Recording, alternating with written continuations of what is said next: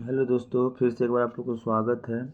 आज हम आप लोगों को जितने भी 10 के स्टूडेंट हैं उसको मैथ का मॉडल सेट समझाएंगे जो जैक बोर्ड के द्वारा 2023-24 में जो जारी किया गया है। एक ही मॉडल सेट जारी किया गया है, उसी को सब सब्जेक्ट का सॉल्व करने जा रहे हैं। तो पहले मैथ का करेंगे, उसके बाद आप लोगों को हर एक सब्जेक्ट का करेंगे। सबसे पहले देख लीजिए इंट्रोडक्शन। देखो एग्जाम में ध्यान देना। सबसे पहले वो तुम्हारा कुल कितना क्वेश्चन रहेगा, 52 एग्जाम में कितना क्वेश्चन रहेगा 52। उसके बाद ध्यान में देना 1 से लेकर 30 तक जो तुम्हारा MCQ रहेगा, मल्टी चॉइस क्वेश्चन, ठीक है। और 31 से लेकर 38 तक तुम्हारा क्या रहेगा, 2 अंक का। फिर 39 से 46 तक 3 अंक का। और 46 से लेकर 52 तक तुम्हारा कितना अंक का, 5 अंक। तो ये भी पढ़ना बहुत ज़रूरी है इंट्रोडक्शन का, कि फिर कितना कौन को देखो, यहाँ भी 4 प्रश्न को उत्तर देना होगा, 7 रहेगा तो 4 देना होगा। तो इस तरह से जवाब पढ़ के ही देना, ठीक है। चलो सबसे पहले MCQ पर स्टार्ट करते हैं। पहला पहला क्वेश्चन है कि 156 को अभाज्य गुणनखंडों के गुणनफल के रूप में लिखा जा सकता है। तो बताओ इसका गुणनखंड के गुणनफल में कैसे लिखते हैं। तो इसका सबसे पहले क्या करना कि इस तरह से 156 को ले लेना, ठीक है। ले लेना 156 ले लेना, ठीक है। एक सेकेंड, 156 यहाँ पर हम लोग क्या करेंगे, ले लेंगे, ठीक है। 156 ले ली, तो 156 ली तो किससे लगाएंगे, 2 से। तो कितना जाएगा ये, देखो ये 2 बार में जाएगा तो 7 और ये 8, ठीक। फिर 2 बार में लगाएगा कितना जाएगा, यहाँ पे 2 बार में लगाएगी तुम्हारा चल जाएगा कितना, 3 और 1 इधर चला गया तो 9। फिर और 3 बार में 13 39, मतलब 2 2 3 13। इसमें 2 2 3 13 किस में है, देखो 2 2 3 13 तुम्हारा किस में, बी नंबर। तो इसका आंसर क्या होगा, बी नंबर। नेक्स्ट क्वेश्चन है तुम्हारा क्या है, यहाँ पर ध्यान दो, तुम्हारा है कि एक 6/15 का दशमलव पसार करना है, ठीक है। तो इसका रूले होता है जैसे कि लास्ट जो बहुपद जो होता है, मतलब सॉरी इसका हर जो होता है उसमें 2 और 5 होना चाहिए गुणनखंड करने पे। तो यहाँ पर देखो ऐसे भी ये तुम्हारा शांत होगा। जैसे देखो 6 यहाँ तुम लिखेगी, जैसे कोई भी, जैसे तुम यहाँ लिखी 6 और 15, ठीक। इसको काटी तो 2 और 5, तो इसका हर कितना आया, 5। तो जब हर 5 आएगा तो ये क्या हो जाएगा तुम्हारा, ये तुम्हारा हो जाएगा शांत, ठीक है। नेक्स्ट, अब ये तो बहुत आसान है कि जितना एक्स अक्ष को कटता है उसको हम लोग क्या करते हैं, काउंट करते हैं। तो कितना हम कट रहा है, 1 2 3 4, तो इसका आंसर क्या होगा, 4 बी, ठीक है। चलिए नेक्स्ट क्वेश्चन देखिए। अब उसके बाद तुम्हारा यहाँ पे ये क्वेश्चन है कि द्विबहुपदीय जैसे दिया हुआ है x² - 7x + 12, तो इसको शून्यकों का योग करना है। तो ये तुमको तो समझाए थे, जैसे मान लीजिए यहाँ पे लिख लीजिए, जैसे लिखें कि x² - 7x प्लस क्या है 2, ये था ना, 12 होगा ना, 2 था कि 12 था, 12 था। चलिए ठीक है, देख लेते हैं x² - 7x + 12। तब यहाँ पर ध्यान देना, देखो ये तुम्हारा जो ये 12 जो है और यहाँ 1, इसको इंटू करो कितना आ जाएगा तुम्हारा 12। इसका फैक्टर किया जाता है, फैक्टर हम 3 और 4 ही लेंगे, क्योंकि हम किसको जोड़ने और पे माइनस करके तो मेरा 7 बीच वाला आ रहा है, ठीक है। जब आ रहा है तो हम इसको क्या करते हैं, यहाँ पर ध्यान देंगे कि x² यहाँ -3x और माइनस क्या लिखेंगे 4x + 12 लिख देंगे। और उसके बाद इसको कॉमन कर लेंगे, तो यहाँ से x कॉमन कीजिएगा तो क्या आ जाएगा x - 3। यहाँ से आप क्या कॉमन कीजिएगा, -4 कॉमन कीजिएगा तो क्या निकलेगा x - 3। तो यहाँ क्या आ जाएगा x - 3 एक आ जाएगा और एक आ जाएगा x - क्या 4। जब आ गया तब यहाँ पर देखिए एक चीज़ और ध्यान देना, x - 3 = 0 लिखेंगे तो क्या आएगा, इसका आंसर 3। और x - 4 करेंगे तो इसका कितना आ जाएगा 4। तो दोनों को जोड़िएगा तो कितना आ जाएगा आपका 7, इसलिए इसका आंसर क्या होगा, बी 7 होगा, ठीक है। चलिए नेक्स्ट क्वेश्चन है कि ये आपको यहाँ पर ध्यान देना होगा कि जैसे कि x1 ये तुम्हारा कोई हल नहीं होगा। तो ये कोई हल नहीं होने का जो होता है ना, ये फार्मूला आपको ये याद रखना होगा, ये होता है C नंबर, ठीक है। ये आपको 3.4 टेबल में मिल जाएगा, ठीक है। चलिए अब नेक्स्ट क्वेश्चन उसी तरह से है, ये क्वेश्चन तुमको सॉल्व करना पड़ेगा। जैसे देखो यहाँ पर रख देना है और किस तरह समांतर होगा, प्रतिच्छेदी होगा, है ना। तो यहाँ पर ध्यान देना, जैसे देखो ये x है ना, तो x कुछ नहीं तो A1 में तुम्हारा क्या आ जाएगा 1 और A2 में क्या आ जाएगा 3, ठीक। और जैसे B1 में तुम्हारा आ जाएगा और B2 बाय B1/B2, तो यहाँ तुम्हारा क्या आ जाएगा -1 और यहाँ आ जाएगा -2, 2 काट दो, ठीक है, काट दी। और उसके बाद यहाँ पे क्या आएगा 9/3, तो ये आ जाएगा 3/4। देखो कोई भी बराबर नहीं हुआ, जब ये बराबर नहीं होता है तो इसका आंसर क्या होता है, नहीं, समांतर, प्रतिच्छेदी, इंटरसेक्शन, ठीक है। प्रतिच्छेदी। अब देखो ये तुमको 3 चैप्टर का क्वेश्चन फिर से देखो वही है, इसका हल क्या होगा, है ना, एक्स और वाई का वैल्यू पूछ रहा है। जैसे मान लीजिए आपके पास क्वेश्चन क्या है कि 2x + y = कितना दे दिया, 6 दे दिया। तो जब 6 दिया तो यहाँ पर देखिए, ध्यान से देखिए, और आपके पास एक दिया है 5x - y = 1। इसको सॉल्व कर दो, किससे, विलोपन विधि से। ये तुम्हारा क्या होगा, कट जाएगा, कितना आ जाएगा ये 7x, और इधर क्या आ जाएगा 7। x बराबर 7/7 करेगी तो कट के कितना आएगा 1। तो x बराबर जब तुम्हारा 1 आ गया तो 1 में अलग ऑप्शन है, एक 2 ऑप्शन है। तो पहले देखिए ये नेगेटिव है तो पॉजिटिव है, तो एक ही में मार दो कि ये तुम्हारा आंसर 4 होगा 100%, ये मतलब बी होगा 7 का, है ना। चलिए नेक्स्ट क्वेश्चन देखिए कि निम्नलिखित में से कौन द्विघाती है। तो द्विघाती पता करने का रूल क्या था, फॉर्मूला आपको याद रखना है, ax + bx + c, ये फार्मूला था। तो इससे पता करना होता है, तो इसमें से देखो तुम्हारा कौन हो जाएगा, तो ये इसका 9 का तुम्हारा हो जाएगा बी, क्या हो जाएगा बी। सॉल्व करिएगा तो बी आ जाएगा। 10 में देखिए कि बोल रहा है कि द्विघाती दिया है, ये इसका प्रकृति क्या होती है। इसको प्रकृति सॉल्व करने के लिए ना आपको पता होना चाहिए कि ये फार्मूला होता है, बी बराबर होता है, बी बराबर नहीं होता है, डी बराबर होता है b² - 4ac। इसको सॉल्व कीजिएगा तो ये आंसर आ जाएगा, ठीक है। और ये तुम्हारा हो जाएगा, तुम्हारा 10 का हो जाएगा सी, 10 का सी इसका आंसर होगा समान, क्योंकि डी आपका 0 आएगा, क्या आएगा 0 आएगा, ठीक है। नेक्स्ट क्वेश्चन है कि यदि तुम्हारा द्विघातीय समीकरण दिया गया तो इसका के का मान निकालना है, ठीक है। के का मान निकालने का तरीका आपको बताए थे। जैसे मान लीजिए यहाँ पर क्या है, जैसे यहाँ रखिए, जैसे आप रख दीजिए, क्या रखिए, जैसे क्वेश्चन है तुम्हारा x² - 4x और प्लस के x प्लस, जैसे x² - 4x प्लस के = 0। हमको किसका वैल्यू निकालना है, के का। तब यहाँ पर ध्यान दीजिए, जैसे देखिए ये के का मान ज्ञात करना है, तो इसको कैसे सोल्व करते थे,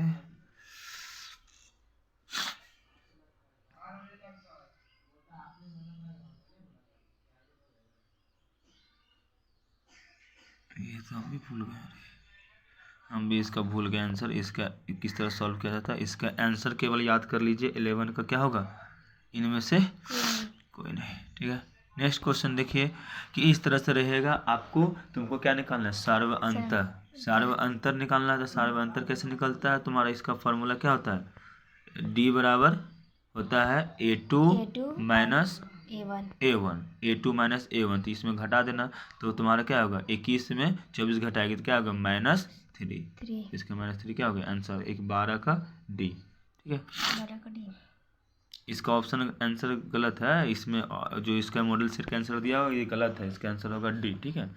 चलिए नेक्स्ट क्वेश्चन है कि 10वां पद निकालने वाला, कितना पद वाला 10वां, ठीक है। 10वां पद निकालने का फॉर्मूला क्या था, पद निकालने के an बराबर a + n - 1/d, ये फार्मूला था, इससे निकालिएगा तो इसका आंसर आ जाएगा आपका 13 का आपका आंसर आ जाएगा ए कितना 245, ठीक है। अब तुमसे पूछेगा, ये देखो ये जो समरूप बोला है ना 6.1 जो चैप्टर एक्सरसाइज है ना वहाँ से दिया है, वहाँ से एक क्वेश्चन रहता है, हर बार रहता है, आपको याद रखना है कि पूछ रहा है समरूप त्रिभुज के संगत कोण क्या होते हैं। तो समरूप त्रिभुज को जो संगत कोण होते हैं समांतर होता है, यानी पैरेलल होता है, तो ये मार देना, ठीक है। चलिए नेक्स्ट इस तरह से दिया गया है और इसको सॉल्व, हम इसको सॉल्व करने का देखो तरीका बहुत सा है। जैसे कि हम लोग 6.1 फार्मूला पढ़े थे, थ्योरम AD तुम्हारा हो जाएगा क्या, AD हो जाएगा तुम्हारा, एक सेकेंड, AD तुम्हारा हो जाएगा, इस तरह से बना लीजिए पहले ट्रायंगल, यह बना हुआ AD हो जाएगा तुम्हारा DB, ठीक है, बराबर हो जाएगा तुम्हारा AE AC, क्या हो जाएगा EC, ठीक है। यहाँ जो डेटा दिया हुआ तो इसका हमको पता है इसका वैल्यू क्या होता है 2.4 होगा। 2.4 ये तुम्हारा होगा। 6.2 का क्वेश्चन नंबर 2 दिया हुआ 1 का 2 ये दिया हुआ तो इसलिए इसका आंसर 2.4 होगा। सॉल्व कर लीजिएगा। नेक्स्ट क्वेश्चन देखो 16 में किस तरह से दिया रहेगा और तुमको कोण का वैल्यू ज्ञात करना है, ठीक है। इस तरह से दिया रहेगा और कोण का वैल्यू ज्ञात करना है। तो यहाँ पर ध्यान देना कैसे, देखो त्रिभुज है ए बी का वैल्यू दिया, BC दिया और AC दिया। बताओ ये कोण किस तरह का होगा। तो यहाँ पर ध्यान देना जैसे कि ये तुम्हारा 100%, इसका जो आंसर होगा ये 90 डिग्री नहीं 45 नहीं होगा तो 45 डिग्री होगा, ठीक है। नेक्स्ट देखिए, जैसे देखिए ये दो बिंदु दिया, बीच का दूरी निकालना, डिस्टेंस फार्मूला। तो डिस्टेंस फार्मूला क्या होता है आपको याद होना चाहिए, x2 माइनस x1 का whole square plus y2 minus y1 का होल स्क्वायर रूट अंडर करके फार्मूला जो होता है ना, उसी से तुम्हारा ये सॉल्व होगा। और इसके आंसर होगा 17 का तुम्हारा C। 17 का क्या होगा C, ठीक है। नेक्स्ट देखिए फिर से वही चीज़ है, आपको मध्य बिंदु निकालना है, ठीक है। तो मध्य बिंदु निकालना है रेखाखंड का। तो मध्य बिंदु निकालने का फार्मूला वही होता है, जैसे कि ये तुम्हारा ये तो विभाजन सूत्र से निकलेगा। जैसे कि x बराबर ये तुम्हारा x बटा प्लस क्या लिख रहे हैं हम, हाँ लिख रहे हैं आप x1/x2 होता है ना। हाँ वही x बराबर होता है xm plus xm by m। Formula इसको याद करो 12 21 12, इस पे पुट करो तो ये क्वेश्चन तुम्हारा आंसर आ जाएगा। ये तुम्हारा x1 y1 x2 और y2, ठीक है। अब देखो फिर त्रिभुज के क्षेत्रफल निकालना। त्रिभुज के क्षेत्रफल जो है ना तुम्हारा ध्यान में रखना, इसका फॉर्मूला भी याद करना बहुत आसान है। जैसे मान लीजिए एक ट्राइंगल है, ठीक है। इसको मान लीजिए A, इसको मानिए B, इसको मानिए C, ठीक है। यहाँ इसको मान लो x1, इसको मान लो y1, इसको मान लो x2, इसको y2, इसको बहुत लंबा फार्मूला है x3 और y3। तो इसका फार्मूला जैसे लिखते कैसे कि 1/, देखिए 1/2 ब्रैकेट x1 फिर ब्रैकेट y2 माइनस y3, इस तरह से फिर कंटिन्यू करके घुमा के, जैसे कि इसको याद करने का ट्रिक, जैसे कि इसको ना जिस मान ली ट्रायंगल बनाए थे तो यहाँ x2 यहाँ से स्टार्ट की थी, यहाँ गया फिर यहाँ फिर यहाँ, इस तरह से वापस करोगे तो ये तुम्हारा फार्मूला याद हो जाएगा, ठीक है। चलो नेक्स्ट क्वेश्चन, और सॉरी इसका 19 का आंसर इसी फार्मूला पर बैठाइएगा तो आ जाएगा। इसका 19 का आंसर होगा आपका C, ठीक है 60। नेक्स्ट क्वेश्चन है कि इस तरह से साइन का वैल्यू दिया, tan का मान निकालना है। देखो कैसे निकलेगा। जैसे पहले देखिए साइन बराबर कर दिया 2/5, इसको हम लोग क्या बोलते हैं P और H फार्मूला होता है। हमको क्या निकालना है B।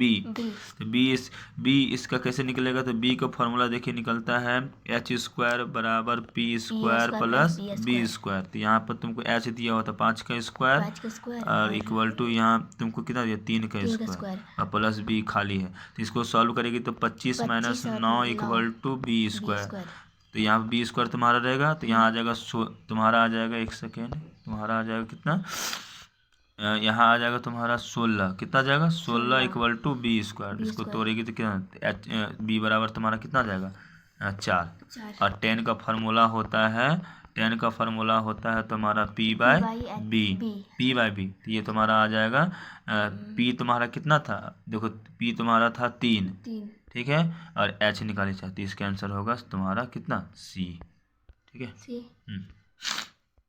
नेक्स्ट क्वेश्चन है कि इस तरह से क्वेश्चन दे दिया है, तुमको वैल्यू निकालना है। जैसे देखो यहाँ पर ये दे दिया है sin² a इक्वल टू 1/2, ठीक है। तो यहाँ तुम एक इसको तोड़ेगी तुम्हारा आ जाएगा क्या कि sin² a बराबर आ जाएगा 1/2, ठीक। इसको रहने देगी तो आ जाएगा तुम्हारा क्या, फिर से आगे देखते चलो, यहाँ रह जाएगा sin a इक्वल टू 1/2 का रूट में कर दो तो 1 और रूट अंडर 2 बचा। तो 1 और रूट 2 अंदर किसका होता है, ये तुम्हारा होता है किसका वैल्यू होता है, ये होना चाहिए 45 का, है ना sin थीटा का। तो ये 45 का होता है, तो ये 45 का क्या हो जाएगा आंसर 45 डिग्री, ठीक है। नेक्स्ट देखो इस तरह से तुमको सॉल्व करने बताए थे और इसका हमेशा वैल्यू क्या आता है 0 आता है। इसका फार्मूला 1 आएगा, तो 1 कैसे आ जाएगा जी, इसका 0 ना आता है जी। जैसे देखिए अगर मान लो तुम इसका फार्मूला क्या था अगर तुम साइन एगो को चेंज की, साइन 90 माइनस ए था, तो साइन में चेंज की थी, यहाँ क्या था 48, 48 में क्या था 42। इसका आंसर गलत है वो दिया हुआ, इसका आंसर होना चाहिए 0, क्योंकि बुक में भी देखोगे तो इसका आंसर क्या है 0। ठीक है। और ये भूमि भूमि वाला जो दिया हुआ कि किस तरह से इसका निकालना है, तो जैसे मान लो कि एक भूमि के बिंदु से जमीन के पास इतना दूरी है, ठीक है, मीनार किसी का 30 यूनियन है, तो ऊंचाई ज्ञात करना है। ठीक है, तो ऊंचाई ज्ञात, देखो मान लीजिए कि इस तरह से एक भूमि है, ठीक है, इस पर इस तरह से खड़ा है, ठीक है, इसका कितना डिग्री है 30 डिग्री है, ठीक है, और ये इसका ये नीचे वाला दिया हुआ है, ठीक है, कितना 30, ठीक ठीक। तो बेस दिया हुआ, हमको क्या निकालने वाला, हाइट निकालना, पी निकालने वाला। तो पी और एच किस में आता है, साइन में आता है ना, तो साइन 30 डिग्री ले लेना है, इक्वल टू इसका वैल्यू कितना होता है, साइन 30 का वैल्यू कितना होता है 1/2। और यहाँ तो ये तुम्हारा दिया हुआ कितना दिया हुआ 1, एक मिनट, यहाँ जैसे इसका साइन का 30 का फार्मूला हमको याद हो गया, कितना था 1/2, और इसका वैल्यू होता है पी और एच। तो एच तुमको दिया हुआ है, सॉरी 10 लेना पड़ेगा रे, ताकि यहाँ बेस दिया हुआ था ना, तो 10 लेना पड़ेगा, सॉरी 10 लेना पड़ेगा। 10 30 डिग्री, 10 30 डिग्री वैल्यू कितना होता है 10 30 डिग्री का, हाँ 10 30 का वैल्यू, जैसे यहाँ याद करना पड़ेगा, जैसे कि इसका 1 और 1/2, 10 का तुम्हारा होता है, इसका होता है 10 का होता है 1/3 होता है, 10 का 1/3 होना चाहिए। देखो तो बुक में कितना होता है, ये भूल गया,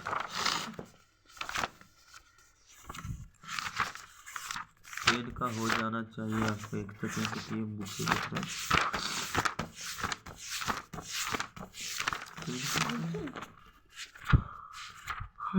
देखो 10 का 30 का 1/√3 है ना, 1/√3। तो ये तुम्हारा 10 30 के यहाँ फॉर्मूला लग गया, सॉरी यहाँ देखो 10 30 हो जाएगा, तो इसका हो जाएगा 1/√3, और यहाँ पी खाली रहेगा, बी तुम्हारा कितना है, तुम्हारा बी तुमको क्वेश्चन में दिया हुआ है, कितना दिया हुआ है, ये दिया हुआ तुम्हारा 30, कितना दिया 30, तो यहाँ आ जाएगा तुम्हारा 1/√3 p/30, ये 30 ऊपर चला जाएगा, और ये तुम्हारा जाने के बाद तुम्हारा बच जाएगा, ये हो जाएगा, देखो p बराबर होगा पता है क्या, ये 30/√3।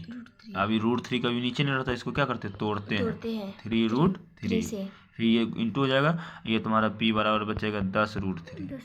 तो 10√3 किस में है, सी में है, तो 23 के आंसर क्या होना चाहिए, सी होगा। 23 का आंसर क्या होगा, सी, वो साइन नहीं होगा, ठीक है, यहाँ 10 का फॉर्मूला लगेगा, है ना।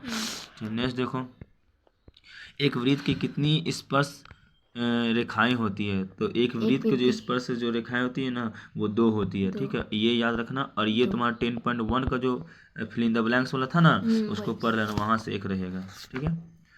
नेक्स्ट क्वेश्चन देखो कि इस तरह से तुमको थीटा दिया हुआ, इसका वैल्यू फाइंड करना है, ठीक है, ये दिया हुआ है और हमको ये फाइंड करना है, तो आपको याद रखना होना चाहिए, ये जो एंगल होता है ना हमेशा 90 डिग्री होगा, ये 90 हो 110, और ये पूरा तुमको 4 भुजा वाला दिख रहा है, तो 360, 90 90 180 और 110 जोड़ेगी तो कितना आ जाएगा 290, और 290 360 में घटा देगी, तो इसके आंसर कितना होना चाहिए 70, कितना होना चाहिए 70, इसके आंसर 25 का बी होना चाहिए, 25 का बी, चलिए ठीक है। चलिए नेक्स्ट क्वेश्चन देखो यहाँ पर कि जैसे कि यहाँ क्वेश्चन दिया है, यदि एक वृत्त का परिमाप क्षेत्रफल ये बराबर है, तो बताओ वृत्त का त्रिज्या, ये तुमको सॉल्व करने बताया था। देखो यदि वृत्त का परिमाप और क्षेत्रफल संख्यात्मक रूप से बराबर है, तो वृत्त का क्षेत्रफल क्या होता है, परिमाप, वृत्त का परिमाप होता है 2πr, और इसका होता है πr स्क्वायर, तो ये पाई कट गया, एक आर कट गया, तो आर बराबर क्या होता है 2, तो तुमको बताए थे ना, इसका आंसर 26 का ए होना चाहिए, 2 मात्रक, ठीक है, ये भी आपको याद रखना है, ठीक है।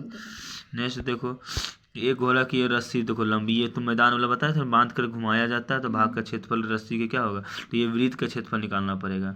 अब देखो एक पहले समझो इसमें, जैसे मान लो कि एक घोड़ा यहाँ बंधा हुआ है, तो ये चारों ओर खाएगा, तो क्या बन गया वृत्त, इसका मीटर कितना दिया 7, तो मतलब इसका त्रिज्या हो जाएगा तुम्हारा 7, तो इसका फॉर्मूला क्या होगा, इसका क्या बोला निकालने के, क्षेत्रफल बोला, तो भाग का क्षेत्रफल तो पायर स्क्वायर, मतलब 22/7 गुना 7 गुना 7, ये 7 कट गया, तो 154 आंसर आना चाहिए।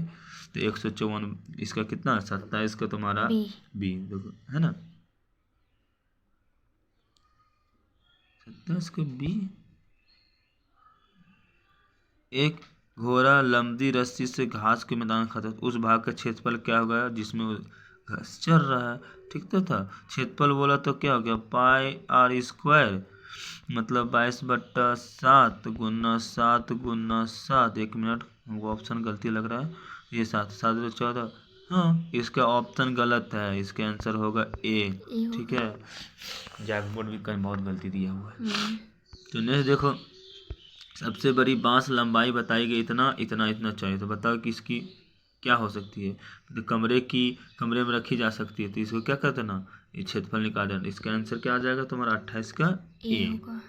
ठीक है, नेक्स्ट क्वेश्चन देखो कि उच्च वर्ग सीमा संचय 12 वार्ता का जहाँ बात करेगा। देखो यहाँ से थोड़ा, ये थोड़ा अच्छा क्वेश्चन है। संचय बारंबारता अभी समझा देंगे। संचय बारंबारता जो था ना, इसमें 2 तरह का क्वेश्चन पूछ सकता है, से कम प्रकार का त्वरण, से अधिक प्रकार का त्वरण। तो 29 का तुम्हारा बी होगा, से अधिक प्रकार का त्वरण। जैसे दो उच्च वर्ग सीमा और संचय वार्ता के बीच में जब आलेख रहेगा ना तो अधिक होगा, और बाहर रहेगा तो क्या रहेगा, कम।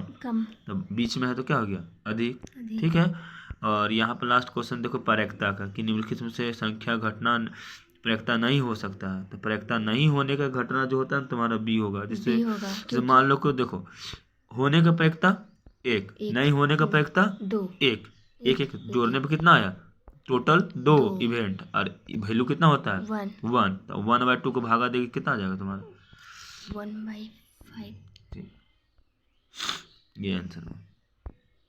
तो इस तरह से तुम्हारा एमसीक्यू क्या होगा खत्म, और ये सब सारा क्वेश्चन बाद में सॉल्व कर देंगे सेकेंड पार्ट में। ठीक है, चलो चलिए, मैथ खत्म।